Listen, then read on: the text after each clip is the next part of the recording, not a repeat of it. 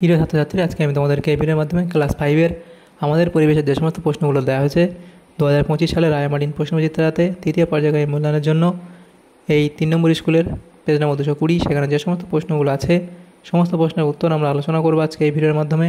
তোমরা ভিডিওটা শুরু থেকে শেষ অবধি অবশ্যই দেখবে, আর চ্যানেলে যদি নতুন হয়ে থাকে অবশ্যই চ্যানেলটাকে সাবস্ক্রাইব করে রাখবে পরবর্তী যে স্কুলগুলো আছে সেগুলোর প্রশ্ন উত্তর পাওয়ার জন্য। এবং এর আগে যে স্কুলগুলো ছিল সেগুলোর প্রশ্ন উত্তর আমরা আলোচনা করে দিয়েছি, তোমরা প্লেলিস্ট থেকে সেই প্রশ্ন উত্তরগুলো পেয়ে যাবে, সেখান থেকে তোমরা সেই প্রশ্ন উত্তরগুলো দেখে নিও। আজকে আমরা এই 3 নম্বর স্কুলের প্রশ্ন উত্তরগুলো আলোচনা করব।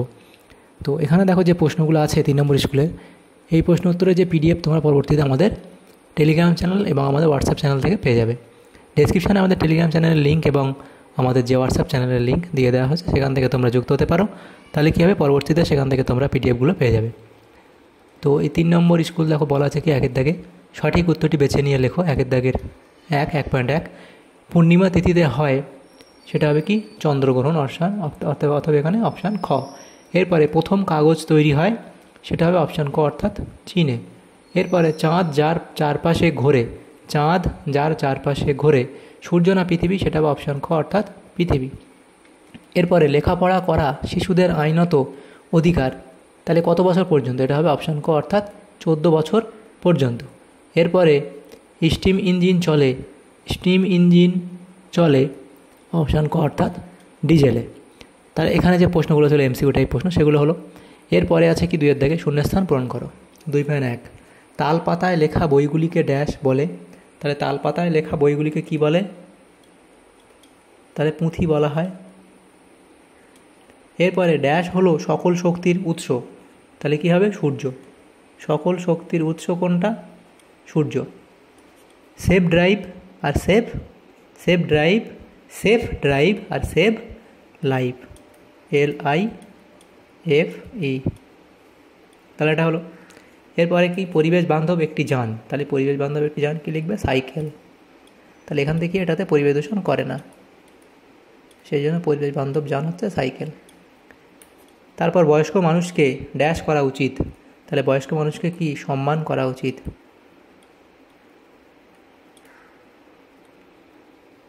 এরপরে 3-এর দাগের প্রশ্ন, এখানে বাম স্তম্ভ এদিকে ডান স্তম্ভ দেওয়া হয়েছে, মেলাতে বলা হয়েছে বাম দিক ডান দিক। প্রথম যেটা আছে পাহাড়ি অঞ্চলের বন্যা, তাহলে সেটা এখানে হবে হড়পা বান। পাহাড়ি অঞ্চলের বন্যা, সেটা হবে কি এখানে হড়পা বান, এটা হলো।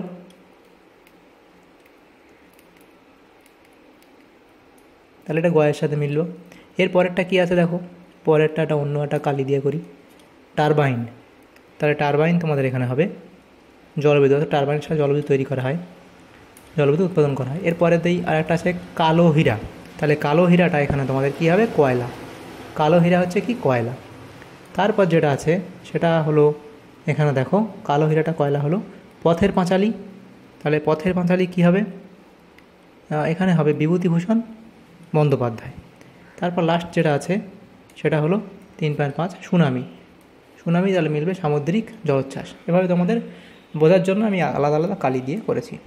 তাহলে এখানে বাম স্তম্ভ ডান স্তম্ভ মিলে নেবে এভাবে। এরপরে যে প্রশ্নগুলো আছে 4-এর দাগে অতি সংক্ষিপ্ত উত্তর দাও। 4-এর দাগের 1 পশ্চিমবঙ্গের আয়লা ঝড় কোথায় হয়েছিল, তাহলে পশ্চিমবঙ্গের আয়লা ঝড় কোথায় হয়েছিল, লিখবে সুন্দরবন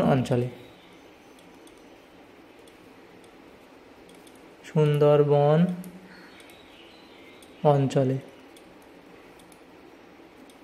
এরপরে পানসি কি, তাই এই পানসি সম্পর্কে লিখবে। পানসি হলো লম্বাটা ধরনের হালকা ডিঙি নৌকার মতো জলযান, এতে পাল খাটানো থাকে, পালে হাওয়া লাগলে এগুলি খুব জোরে যেতে পারে। এরপরে জোয়ার বলতে কী বোঝায়, তাহলে এখানে লিখবে চাঁদ ও সূর্যের আকর্ষণ এবং পৃথিবীর ঘূর্ণন গতির জন্য প্রতিদিন নির্দিষ্ট সময় অন্তর সমুদ্র ও নদীর জল বেড়ে যায় এবং কমে যায়।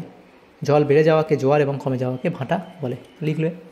এরপরে ঝালং কোথায় অবস্থিত, তাহলে ঝালং কোথায় অবস্থিত, লিখবে পশ্চিমবঙ্গের কালিম্পং জেলায়।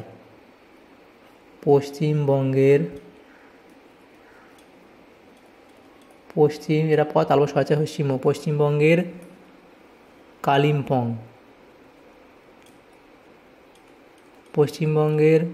কালিম্পং জেলায় ঝালং অবস্থিত, তাহলে এটা হলো। এরপরে ভরা কোটাল কোন তিথিতে হয়, লিখবে অমাবস্যা ও পূর্ণিমা তিথিতে। অমাবস্যা ও পূর্ণিমা তিথিতে এখানে ভরা ঘটাল হয়। এরপরে 5 দাগের এবং 6 দাগের প্রশ্নগুলো আমরা আলোচনা করবো নেক্সট পেজে। দেখো, প্রথম প্রশ্ন ছিল 5.1, শিশুদের প্রধান মৌলিক অধিকার কী কী। তাহলে শিশুদের প্রধান মৌলিক অধিকার কী কী?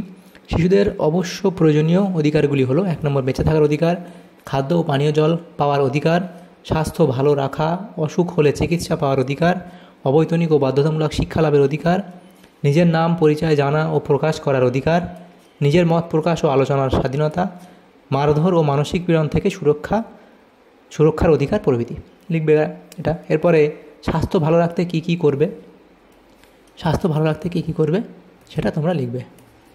এরপরে সূর্যের আলো কী কী কাজে ব্যবহার করা হয়, তাহলে লিখবে সূর্যের আলো সোলার প্যানেলে ফেলে বিদ্যুৎ তৈরি হয়, এই বিদ্যুৎ রান্নার কাজে আলো জ্বালাতে ব্যবহৃত হয়, সারাদিন ধরে রোদে সোলার ব্যাটারি চার্জ হয়, জামা কাপড় শস্য শুকাতে কাজে লাগে।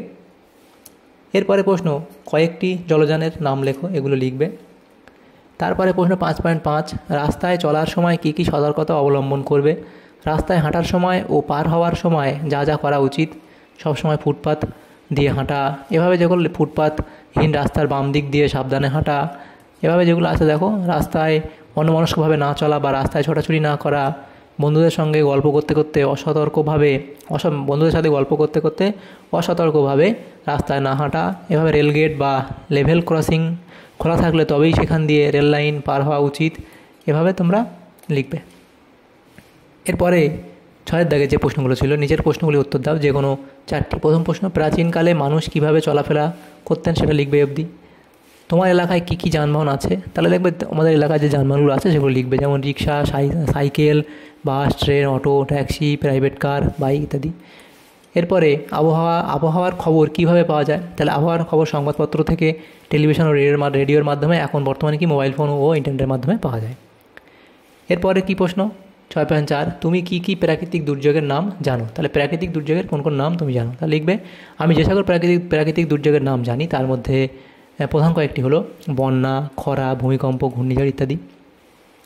এরপরে সুস্থ সামাজিক পরিবেশ কিভাবে গড়বে, তাহলে সুস্থ সামাজিক পরিবেশ গড়ে তুলতে হলে আমাদের সকলকে জল, মাটি, বাতাসের যত্ন করতে হবে এবং এগুলিকে সচেতনভাবে যথাযথ ব্যবহার করতে হবে। এরপর আমাদের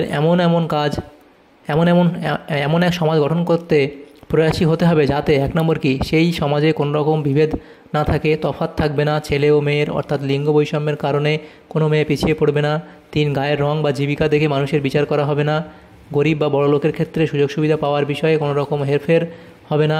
5, লিখবে শহর, গ্রাম ও জঙ্গল সব জায়গার সব মানুষ সমান সুযোগ সুবিধা পাবে, এভাবেই গড়ে উঠবে নতুন সমাজ ও পরিবেশ ভাবনা।